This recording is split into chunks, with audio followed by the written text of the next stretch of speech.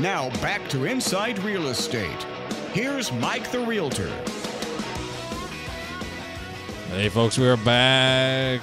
By the way, website, InsideRealEstateRadio.com, InsideRealEstateRadio.com. You can always catch up with all of us and all of our partners of the show at that website. And then, of course, you can catch our archive page and all of our past interviews.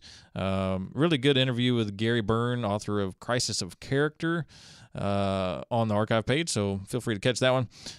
Folks, we're going to get into some home improvement, some local talk here. We got Jared Benson here live in studio. Good morning, Mike. How you doing? I'm doing well. Glad to be here. Yeah. Great morning. We haven't seen you live for a while, so it's good to see you. By the way, folks, the website, permapier.com.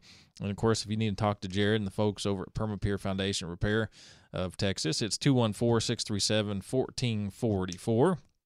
So good to see you. And so what's going on? Hey, man, Summer. August is next month. That's Yeah. right. We're getting to the hottest part of the year, the driest part of the year, and so our business is picking up. Good. Yeah.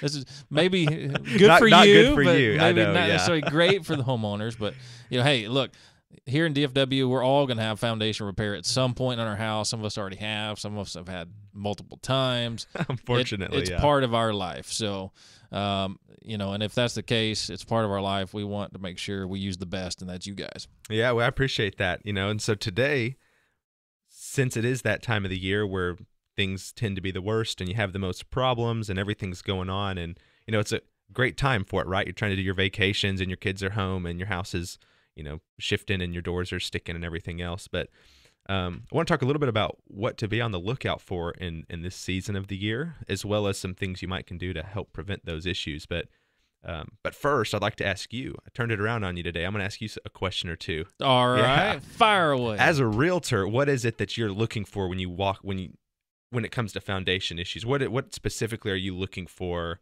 with your clients, or what is it that you're on the lookout for to make a decision on when you need to call somebody? Yeah, I think, I've seen a lot of houses, and honestly, it's obvious. Yeah. It's kind of like, basketball. I officiated high school basketball for about 9 years back in the day, and it was, real simple. We all said, call the obvious. And if it looks like a foul, it was a foul. But, so when we go into the house, it's going to be obvious. There's going to be humps. There's going to be valleys that are obvious. You're walking maybe downhill as you walk from one point in the room to the corner of a room.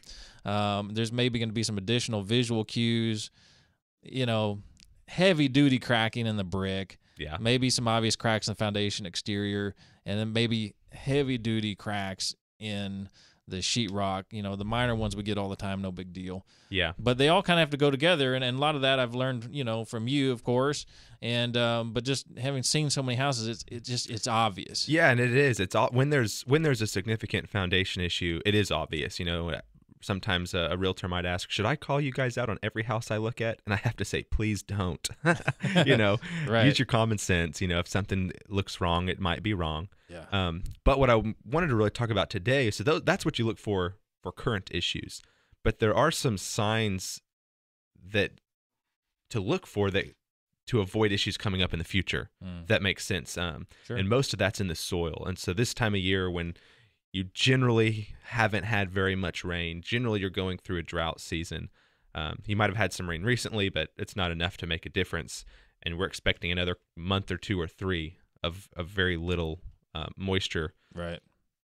It's the clay in the soil starts to dry out, starts to crack, starts to separate. And I'm sure you've been through the Dallas and Collin County areas and seen those cracks in the front yards. And, I've got pictures of a guy who has his whole arm up to the mid-forearm in a hole like that, in someone's front yard. Right.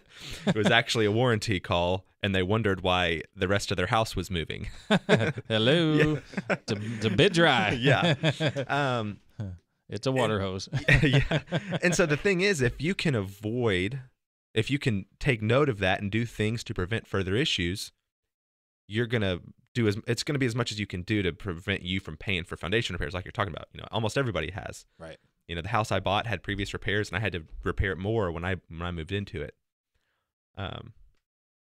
So being able to notice those things, and a lot of those signs are, again, the soil drying out, cracking, separating, and then pulling away from the foundation, you'll start to see kind of a line or a crack between the soil line and your grade beam around the perimeter of the home. Right. And when you see those types of things, really the best thing to do is water your yard, which can be hard to do in some cities around here. And we were talking before the show how you think that maybe in the summertime they like to hike their water prices. It seems like they do. I remember years back where, the bill never really went up that high. I mean, using the sprinkler system, watering the lawn, I mean, we get 100-degree heat all the time. It's not like that's changing any. And it seemed like maybe $75, $80 was the tops. In the last few years, gotten up to a couple $100. Yeah. And I don't know if maybe that's because they put those new meters in. Because they put in those new water meters. You got to pay for those new smart water meters somehow, right? I guess so. And they figure, well, you're watering more, we'll charge you more. I don't know. But seems like something suspicious is going on now. I don't know. Yeah. And then when it comes to watering, a lot of times people ask, well, how much or how do I do it or what system should I use? And even I would until recently would tell people, the cheapest way to do it's a soaker hose. And all, lots of realtors have heard of soaker hoses, and that they kind of think that's the fix everything solution when it comes to your foundation. Mm-hmm. But recently we had an engineer come in and speak to our company, all of our evaluators, all of our operations guys, all our, everyone else. And unfortunately, I didn't get to be there, but I got to watch some video. We made sure we videoed it. His name is Carl Brecken down in the Houston area, and he works with other people, not just us, but we brought him in to help, continuing education for our guys. And he was saying something that I hadn't heard before. He doesn't like soaker hoses. He doesn't like sprinkler systems that you have to, plug in, the kind that just kind of rotate back and forth that you play in as a kid. Right. Because of the human error, as he put it. And I made so much sense because more than once I've had a hose hooked up to a sprinkler system, went to sleep and forgot it, let it run all night. So I've done that. He doesn't like soaker hoses because they work off the pressurization from that water. Well, the problem is if it's a 20, maybe 50-foot hose, you have more pressure in the first part of the hose than the second part of the hose. Right. So you're going to get an inconsistent level of moisture across the length of that hose. And you're going to have more moisture seeping out in the first part, less in the other part, which could lead to some heaving on one portion of the home where you're getting too much moisture. Okay. So it's just kind of interesting. A lot of people haven't thought through that. I worked for a foundation repair company, hadn't really thought through it. Mm-hmm. He actually pretty much only recommends automated sprinkler systems put on a timer. Something that you don't touch. The human, to remove human error, doesn't touch, doesn't mess with, doesn't turn on, doesn't turn off. Right. And I thought blaming it on human error was very, very funny. That engineering mind tends to think like that. Right. Not surprising. No, not surprising at all. Because they have computers in their head. Yeah. Is he a human or is he a cyborg? What? I personally haven't met him, so I have no idea. I don't know.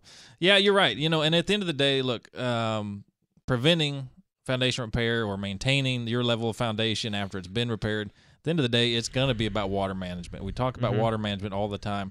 When we get heavy rains, managing that water, that excess water correctly. Yep. And then in the dry seasons, watering enough, but still not too much. Yeah, exactly. And really the main idea, the biggest thing you want to aim for is a consistent level of moisture. Yeah. Because in those downpours, that soil's going to absorb a bunch of it and expand a little bit. So you want to kind of get that water away from the foundation as quickly as possible. At the same time, some of it needs to get in there. Mm-hmm. And then in the summertime, you just got to give it enough to keep it from really shrinking and settling down. So really consistency is key. Mm-hmm. If you could keep it 100% moisturized, it wouldn't move, obviously. If you could keep it 100% dry, it wouldn't move. Mm-hmm. But that's not really possible here in Texas. Yeah, that's not necessarily realistic yeah. either.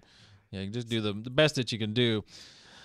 Well, good information as always. Hey, folks, look, we all going to need foundation repair at some point. You may have already had it. You may need it again. It is what it is here in DFW.